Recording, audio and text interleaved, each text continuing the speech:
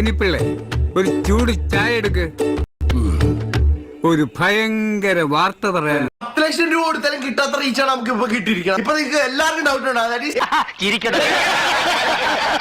Licence cut ചെയ്തു, എന്റെ ഫ്രണ്ടിന്റെ ലൈസൻസ് കട്ട് ചെയ്തു, എന്റെ വണ്ടിയുടെ RC കട്ടാക്കിയോ, ഇതിന്റെ എല്ലാ ആൻസർ ഞാൻ നിങ്ങൾക്ക് തരുന്നതാണ്. ലോകത്തിൽ ഇവനെ പോലെയുള്ള സകല ഫ്രോഡുകൾക്കും ദൈവം ഒരു ആയുധം കൊടുത്ത് അനുഗ്രഹിച്ചിട്ടുണ്ട്. നാവ്. അതിന്റെ ബലത്തില് ഇവന്മാരെല്ലാരും വീഴ്ത്തിക്കൊണ്ടേയിരിക്കും. നിയമലംഘനത്തിനെതിരെ മറ്റന്നാൾ MDD ഹൈക്കോടതിയിൽ റിപ്പോർട്ട് നൽകാനിരിക്കുമ്പോഴും ആവേശത്തിലാണ് അംബാനും പിള്ളേരും. രാജേന്ദ്രനും പട്ടികളും ഒരുപോലെയാണ് സാർ, വാലില്ല എന്നുള്ളൊരു വ്യത്യാസം മാത്രമേ ഉള്ളൂ.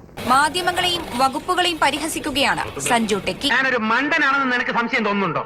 മുമ്പ് എനിക്ക് അങ്ങനെ സംശയമുണ്ട്, ഇപ്പൊ ഉറപ്പായി.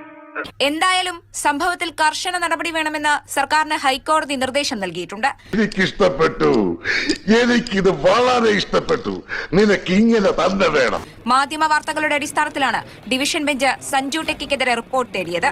മോട്ടോർ വാഹന ചട്ടം ലംഘിക്കുന്ന എല്ലാ ബ്ലോഗർമാർക്കെതിരെയും കർശന നടപടി സ്വീകരിക്കണമെന്നാണ് കോടതിയുടെ നിർദ്ദേശം. ബാബു, ആ ജ്യോത്സ്യൻ കാറ്റുപായ ഗോപീകൃഷ്ണനെ ഒന്ന് വിളിക്കണം.